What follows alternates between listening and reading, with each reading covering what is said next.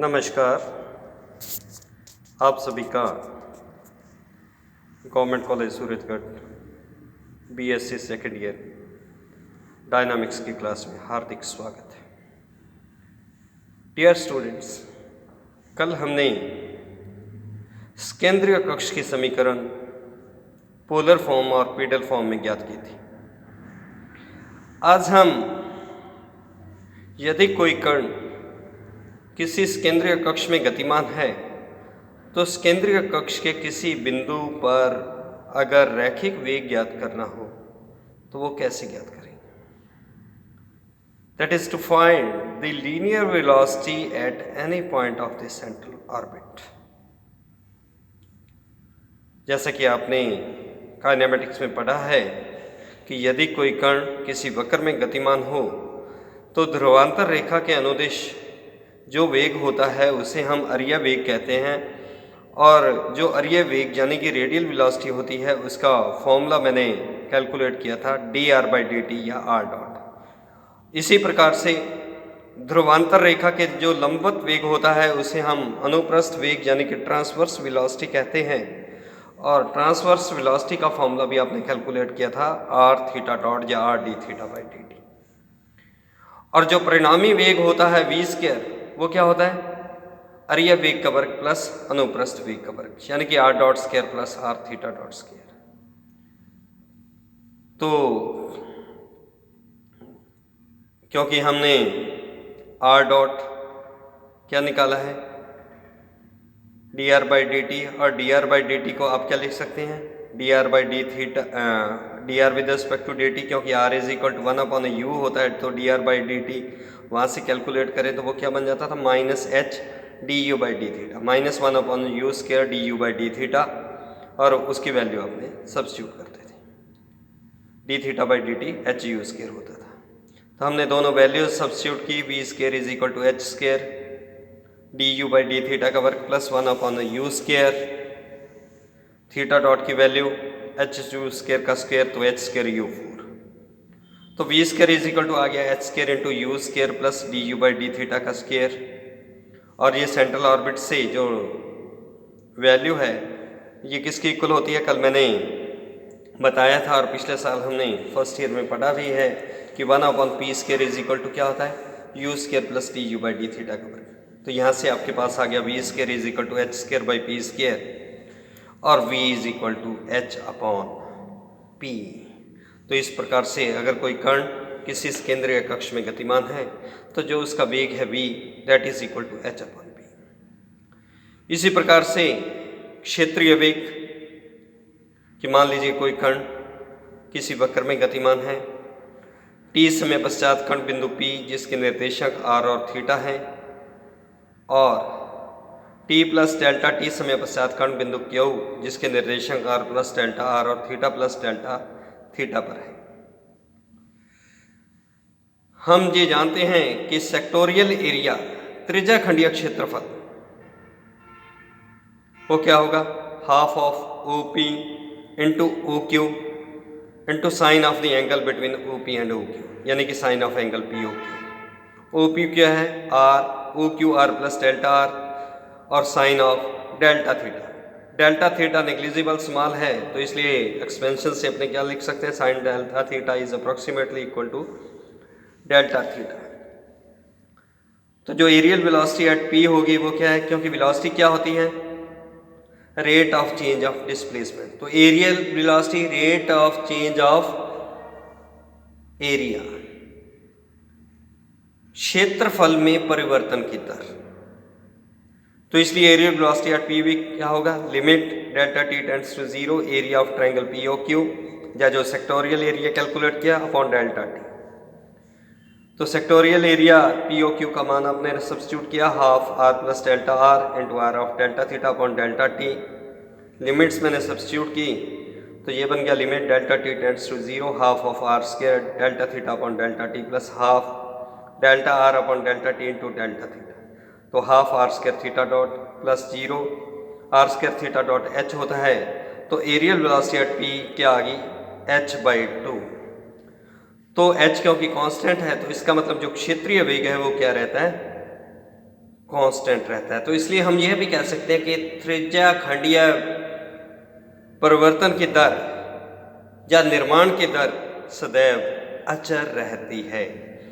यानी कि अगर कोई कण अगर किसी केंद्रीय कक्ष में गतिमान है तो जो उसकी क्षेत्रीय वेग है वो सदैव अचर होगा। अब कुछ इक्वेशंस जो अपने काम में आएंगी कि अगर कोई कण किसी वृत्त में गतिमान है और जो ध्रुव है वो वृत्त के अंदर किसी बिंदु पर है जो केंद्र से c दूरी पर है, तो ध्रुव से गुजरने वाले व्यास को अगर प्रारंभिक रेखा मान लिया जाए, नंबर 1 मैं कह रहा हूं, जो ध्रुव है वो वृत्त के अंदर किसी बिंदु पर केंद्र से c दूरी पर है वृत्त के अंदर केंद्र से c दूरी पर है, और जो ध्रुव से गुजरने वाला व्यास है उसे अगर हम प्रारंभिक रेखा मान लें तो उसकी जो पीडल इक्वेशन होगी वो होगी r square plus a square minus c square is equal to 2ab। लेकिन अगर ये ध्रुव वृत्त के अंदर ना होकर वृत्त के परिधि पर हो तो r square is equal to 2ab, क्योंकि केंद्र से ध्रुव से दूरी c इज इक्वल टू क्या हो जाएगी, त्रिज्या हो जाएगी, तो r square is equal to 2ab। अगर कण किसी पैराबोला में गतिमान है और जो ध्रुव है वो पैराबोला की नाभि पर है तथा उसका जो अक्ष है वो प्रारंभिक रेखा है, तो इक्वेशन हमारे पास होगी p square is equal to ar। इसी प्रकार से एलिप्स के लिए और हाइपरबोला के लिए कि यदि ध्रुव दीर्घवृत्त के केंद्र पर है तथा उसका अक्ष प्रारंभिक रेखा है, तो एलिप्स के लिए जो इक्वेशन होगी a square b square upon p square is equal to a square plus b square minus r square, और हाइपरबोला के लिए a square b square upon p square is equal to a square minus b square minus r square होगी। लेकिन अगर ध्रुव नाभि पर हो, अक्ष प्रारंभिक रेखा हो, तो एलिप्स के केस में जो इक्वेशन होगी b square upon p square is equal to 2a upon r minus 1 होगी, और हाइपरबोला जिसे आप अति प्रबल्य कहते हैं उसकी जो समीकरण होगी b square upon p square is equal to 1 plus minus 2a upon r होती है। अगर आपके पास समान कोणिक सर्पिल है तो समान कोणिक सर्पिल की equation p is equal to r sine alpha होगी। Next, central force for a given orbit. When a particle moves in an ellipse under a force which is always directed towards its fixed point, जब कोई कण किसी दीर्घवृत्त में इस प्रकार गति करे कि इस पर कार्यशील बल सदैव दीर्घवृत्त की ओर हो, तो कण की गति की विवेचना कीजिए।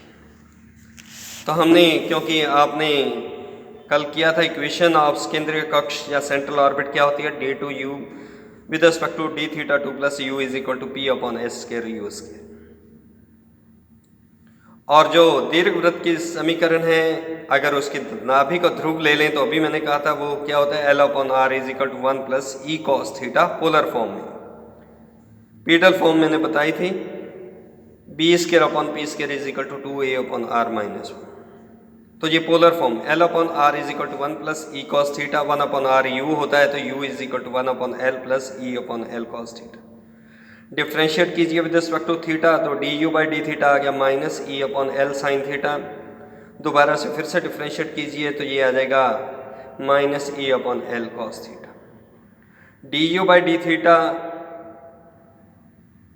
और u का मान समीकरण 1 में सब्स्टिट्यूट कीजिए तो p इज इक्वल टू होता है आपके पास h square u square into D two U with respect to d theta 2 plus u।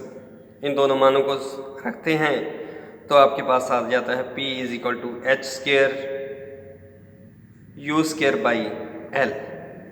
h भी कांस्टेंट है, l भी कांस्टेंट है, तो let h square by l is equal to mu, तो ये बन गया mu u square, u 1 upon r है तो p इज इक्वल टू जो बाह्य बल है वो क्या आ गया, म्यू अपॉन r स्क्वायर। और mu is equal to H square by L लिखा तो एच इज इक्वल टू क्या आ गया रूट म्यू एल। एल क्या होता है अर्धनाभिलंब, तो इसलिए एच का मान आप कह सकते हैं अंडर रूट म्यू इंटू अर्धनाभिलंब यानी कि सेमी लेटिस सेक्टर। अगर हमें वेग ज्ञात करना हो तो वी स्क्वायर का मान कल आपने कैलकुलेट किया था H square into you square plus D you by D theta का वर्ग होता है। u का मान और D you by D theta का मान आपने सेकंड इक्वेशन में थर्ड इक्वेशन में कैलकुलेट किया था। एच यू और D you by D theta का मान समीकरण 4 में रखिए तो आपके पास आ जाता है V square is equal to mu into 2 upon R minus L by A. L क्या है अर्धनाभिलंब, और नाभिलंब जो एलिप्स का होता है वो होता है 2b स्क्वायर बाई ए, तो अर्धनाभिलंब B square by A, B square होता है A square into 1 minus E square, तो ए से ए कैंसल, तो L is equal to A into 1 minus E square. अब यदि कण दीर्घवृत्त में गतिमान है, अगर हमने उसका अवृत काल या परिक्रमण काल ज्ञात करना है तो अभी मैंने आपको बताया कि जो क्षेत्रीय वेग होता है वो क्या होता है h/2। दीर्घवृत्त का क्षेत्रफल अपने जानते हैं पाई ए बी होता है। तो यदि कोई कण दीर्घवृत्त में गति करते हुए एक सर्कल पूरा करेगा, एक पूरा राउंड लगा लेगा उसके इसमें, तो मान लीजिए उसका जो परिक्रमण काल है वो कैपिटल टी है। जैसे अपने जानते हैं दूरी इज इक्वल टू वेग इंटू समय होता है, तो यहाँ पर एरिया है तो एरिया इज इक्वल टू परिक्रमण काल इंटू एरियल वेलोसिटी। परिक्रमण काल t into h/2 is equal to area क्या है दीर्घवृत्त का पाई ए बी, तो t is equal to 2 pi A B upon H. H का मान आपने ऊपर निकाला था वो वैल्यू सब्स्टिट्यूट कर दी, तो t इज इक्वल टू आ गया आपके पास 2 pi upon root mu A raise to power 3/2। तो ये जो फॉर्मूला है कि यदि कोई कण या ग्रहों की गति जब आप स्टडी करते हैं तो कोई ग्रह अगर अपने ध्रुव के इर्द गिर्द चक्कर लगा रहा है तो जो उसका परिक्रमण काल है वो इस फॉर्मूले से 2 pi upon root mu E raise to power 3/2 से ज्ञात किया जाता है। तो आज इतना ही, कल कुछ और क्वेश्चंस हम सॉल्व करेंगे। Thank you very much.